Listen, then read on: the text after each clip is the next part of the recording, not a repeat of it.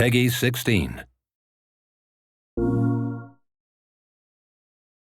Hey you guys, it's David Jaffe, the game director at the Bartlett Jones Supernatural Detective Agency, and this is a game guide to our brand new game, Drawn to Death. Now, if you're not familiar with Drawn to Death, it's a third-person competitive online shooter, and it takes place pretty much entirely inside the pages of a high school student's notebook. So all of his doodles and drawings are basically characters that you can control on these really cool battlegrounds that have no limit other than this kid's very creative, sometimes twisted imagination. So in this guide, we'll jump into some of the nuance and meatier, deeper mechanics that really make Drawn to Death stand out and that we're really proud of to bring to the multiplayer shooter genre. So let's talk about modes for Drawn to Death that will be available on launch day. Our first couple of modes are modes that you've probably seen in similar games. We've got Deathmatch Free-for-All and we've got Team Deathmatch. If you actually start with only one other player, so a two-player game, you'll be dropped into a deathmatch mode called Brawl, which is really more like a one-on-one fighting game, and the levels themselves have been condensed and focused for only two-player battles. So when you get into ranked play with Drawn to Death, you get into core deathmatch and core team deathmatch, and this is really where the rule sets begin to differentiate themselves from other shooters.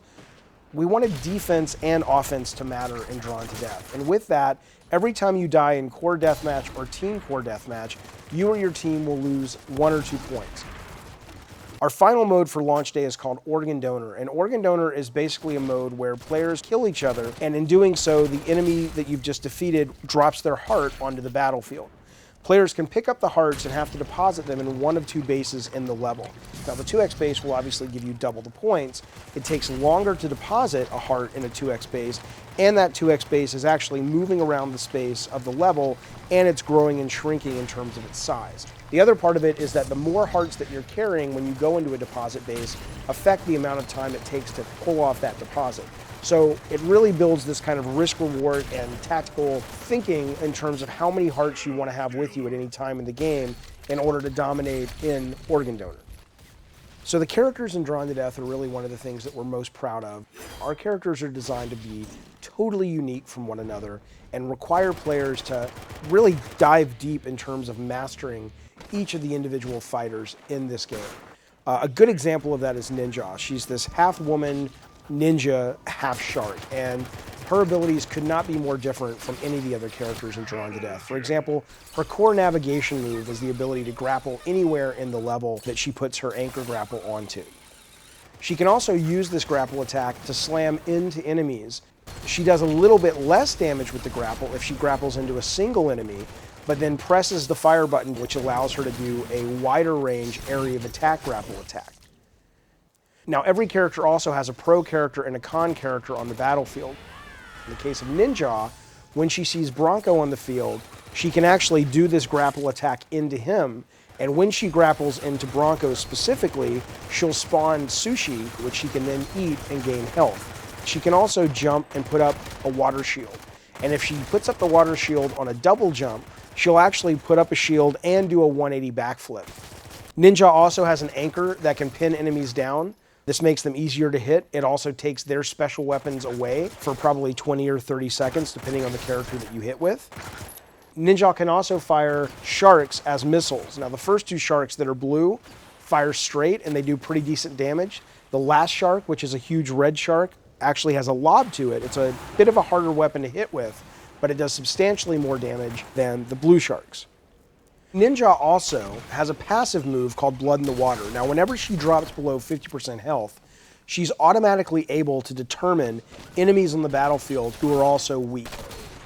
So let's talk about weapons now. So a lot of the weapons in the game carry with them the same level of nuance and depth as the characters themselves.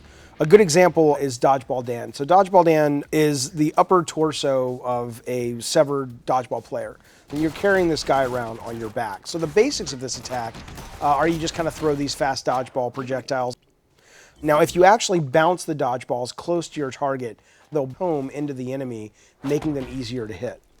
Players can also sprint while they're holding Dodgeball Dan, which causes him to drag the dodgeball along the ground and charge it up, and it'll catch on fire. So if you launch a flaming dodgeball on the ground, he tosses an underhand attack at an enemy that does a little bit more damage.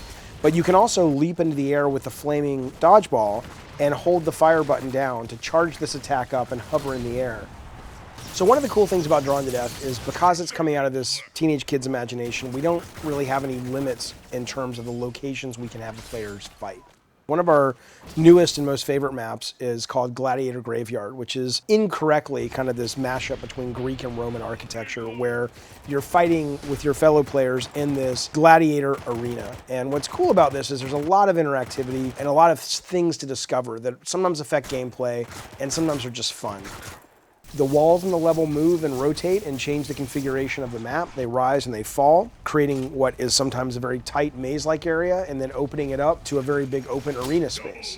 There's also secrets all through the level. Some of these are gameplay secrets where if you shoot pictures of the Emperor, a crusher will come down from the ceiling and take enemies out with one giant smash. And some of these are just like sight gags. What we love is that, all throughout Drawn to Death, certainly you'll see it in Gladiator Graveyard, is the idea of just trying to shoot things and interact with things and seeing what happens. So at a high level, those are the pillars that really build and support Drawn to Death. There's so much more to discover. There's so many cool characters and so much depth and nuance and variety in the game that we hope that you'll be as excited when you're playing it as we are when we play it. And we hope this guide has really helped you get your head around the stuff that we feel makes Drawn to Death a really unique, really cool game. And thanks for your time. We appreciate it. PS4 for the players.